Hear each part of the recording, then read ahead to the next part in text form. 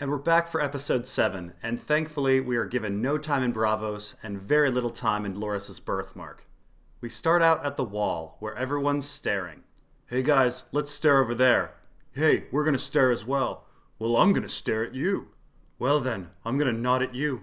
Well, I'm gonna stare back at him then. And I'm gonna stare at that guy over there. Well, I'm just gonna stare back. My fucking god, the sexual tension. Well, anyway, Jon tells Alliser that he's going to leave the book plot, and Alliser says that's a really bad idea. Ah well, we shall see. Anyway, Sam comes to say goodbye and gives Jon some dragon glass. Shouldn't Jon have already packed this? Hey, I'm ready for my trip to Burkina Faso. Oh, I got something for you. It's malaria medication. Oh, thanks. I never even thought of that. And the odds of Ollie stabbing Jon have jumped up to 500 to 1. So Gilly's baby gets to meet Aemon. How is this still a baby? She gave birth in season 3. And Aemon tells Gilly and Sam to go south. I'm with you, Aemon. I'm with you. Meanwhile in Winterfell, a very bruised up Sansa begs Theon to help her. She tells him that he's Theon fucking Greyjoy and tries to get him all pumped up. Interestingly, according to Sansa, Balon Greyjoy is still Lord of the Iron Isles. She doesn't know about Gilbert. Gilbert King! Anyway, Theon tells Ramsay, and we all groan.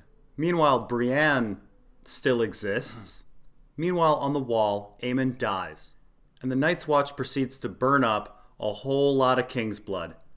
I sure hope somebody doesn't need King's blood later, because that would be a big frickin' oversight. So back in Winterfell, Ramsay is giving Sansa needless exposition about the war. And Sansa, out of nowhere, starts taunting Ramsay.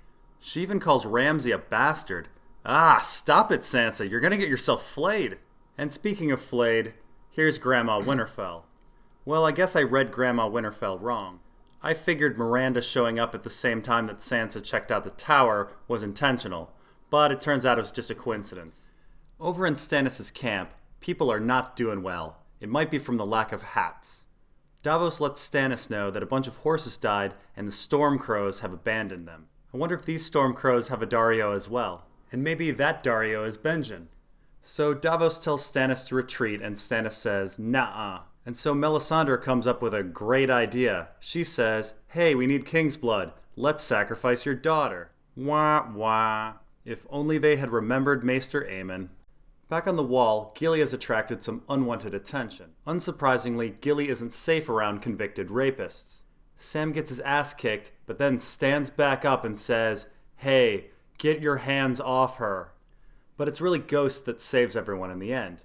But I have to ask, why is Ghost still at the wall? Why didn't Jon take Ghost with him?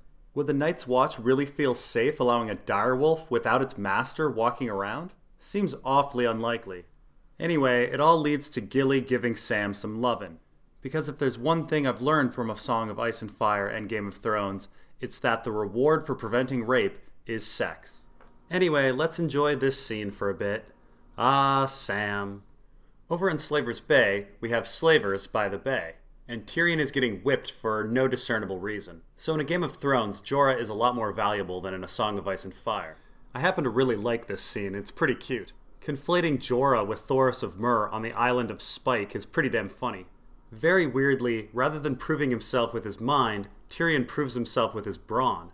We flash over to Daenerys and Daario, who is trying to fill her mind with evil thoughts. I will grant that show Daario is much more realistic than book Daario. Show Daario's nice guy voice lets him get away with all of these evil thoughts. Book Daario, with his constant abrasive attitude and flamboyant look, always comes off as a sleazebag. I'll grant that I can buy this Daario seducing Daenerys. Next we get this delightful scene between the QOT and the High Sparrow. Interestingly, the Tyrells are using food as their main political weapon. Of course, the Tyrells also have the largest army in Westeros, along with the realm's greatest general, Sam's dad. Oddly, war threats are not on the table. Next, the QOT gets a letter from Littlefinger. Aw, damn. So next, Tommen feels there's nothing he can do to get the queen back. He feels now's the time to call in the army and slaughter everyone at the Sept. He's almost Joffrey-like. And Cersei says she's going to get Marjorie and Loras out of jail. And she seems almost genuine.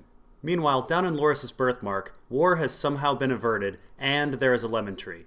The Sand Snakes and Bronn are in jail, next to each other. And I suppose to reward us for dealing with Sam's O-face, we get this scene.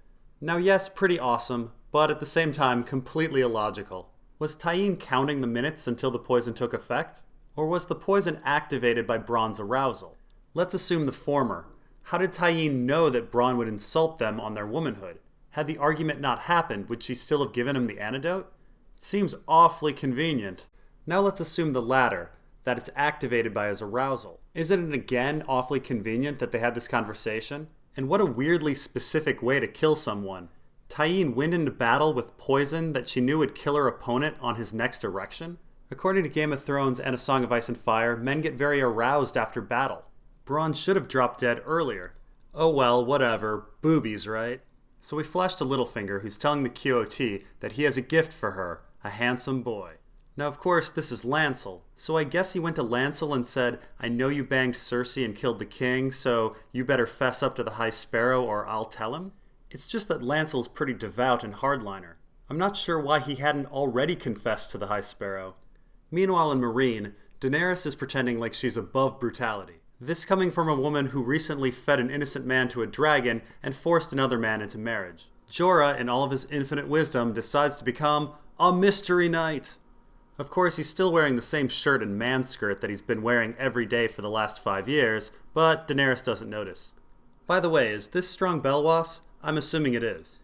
Anyway, Jorah reveals himself and is like, hey Khaleesi, you want to grab a cup of coffee sometime? And Dany's like, I'm kind of busy these days, exams coming up. Luckily, Tyrion walks in like an imp and totally saves the situation. And in our final scenes, we have Cersei and Margaery at the Sept. So as it turns out, Cersei wasn't being sincere. Big surprise. Margaery is going on trial and Cersei is pretty proud of herself. But then the High Sparrow reveals that not long ago, a troubled boy came to him and confessed a bunch of things, and now he's feeling at peace. So I'm a little confused on when Lancel came to talk to the High Sparrow. When we first met Lancel this season, he seemed at peace, so it seems like it was after the confession. But then, what was Littlefinger just doing? I don't know. And our episode ends with Cersei threatening the fuck out of a septa. I'm surprised that septa didn't drop dead right there. But yes, that septa is a fucking goner. So all in all, a real improvement over last week. Let's hope the episodes get better and better. See you next week.